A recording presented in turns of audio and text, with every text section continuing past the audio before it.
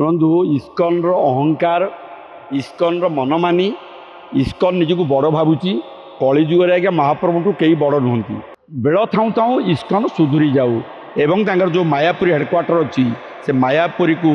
आम नवेदन करुचु जे वर्तमान ठीक समय रथयात्रा बाहुड़ा यात्रा करूँ अधीन करूँ ना जदि अधीन करेंगे ताल आम विरोध करूँ आम आंदोलन करूँ आपण को आम छाड़बूनी शह शह वर्ष धरिकी जो परंपरा रही रथयात्रार परंपरा ताकू तुम ए प्रकार करने तुम अधिकार देला किए तुम करना जदि क्षांत न हुए ताहले ओडिया जाति निश्चित भाव में विरोध कर इस्कन अदिनिया रथयात्रा को लेकिन तुम्बी तोफान आरंभ होती भुवनेश्वर में बर्तमान आपको लेकिन सांबादिक सम्मेलन कर जगन्नाथ ट्रस्ट पक्षर ये कहीं बारंबार एभली घटना घटुची आज्ञा बारंबार एभली घटना घटुची प्रति वर्ष घटुची प्रति वर्ष आप गणमाध्यम सूचना दूसरी तथापि कौन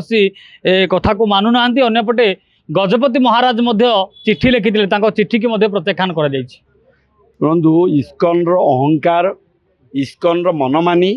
इस्कन निजक बड़ भावुची कलिजुगे आज्ञा महाप्रभु कई बड़ नुहति जी निजक बड़ बोली भाविला से निश्चित भाव में दंड पाइब कारण महाप्रभु कलिजुगर सत्य सनातन परम ब्रह्म दारु ब्रह्म पूर्ण ब्रह्म स्वरूप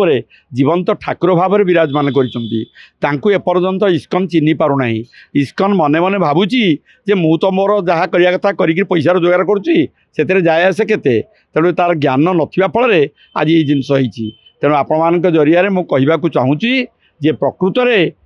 बेल थाऊ थाऊ इस्कन सुधुरी जाऊ एवं तांकर जो मायापुरी हेडक्वार्टर अच्छी से मायापुरी को आम नवेदन करुचु जे वर्तमान ठीक समय रथयात्रा बाहुड़ा यात्रा करूँ अधीन करूँ ना जदि अधीन करेंगे ताल आम विरोध करूँ आम आंदोलन करूँ आपण को आम छाड़बूनी कारण ये होउछन्ती आमर देवता भगवान आनंद बजार कहले पूरी आनंद बजार को बुझे थाए जो अभड़ा बाहर से जगह को आम बुझे कि आनंद बजार कहुच्छी रुटी पाउरुटी सी तो निजस्व शैली से करुँच सी भावुं आम आम निजस्व शैली रखू कि जगन्नाथ को मध्यम करूँ व्यवसाय करूँ बर्तमान व्यवसाय व्यक्त आउ कि ना भक्ति भाव ना से भक्त नुहति से जो गेरुआ वस्त्र पिंधिकी उदंड नृत्य करुँच राजरास्त भीतर भक्ति ना जदि भक्ति था ताल महाप्रभु को एमती ट्रक नियंतनी आप हाथ गोड़ लगे महाप्रभु पूजा करते अधीन कौट रथयात्रा हम तांकर जन्माष्टमी अधीन रोचे कि आपंकर जेकोसी धर्मावलम्बी मानकर ख्रीस्टियान कहतु कि मुसलमान कहतु तांकर अधीन कौन उत्सव हुए कि ठीक तिथि अनुसार विधि विधान अनुसार हुए तेणु आमर जो शह शह वर्ष धरिकी जो परंपरा रही रथयात्रार परंपरा ताकू तुम ए प्रकार करने तुम अधिकार देला किए तुम करना जदि क्षांत न हुए ताहले ओडिया जाति निश्चित भाव में विरोध जदि न मानती 7 दिन मुहूर्त दि जाए न मानवे तेज ताला पड़े कह निश्चय आम करूँ आम ताला जदि ये दिगरे सरकार किसी पदक्षेप न नियंती बाध्य होगी जनसाधारण हाथ को ने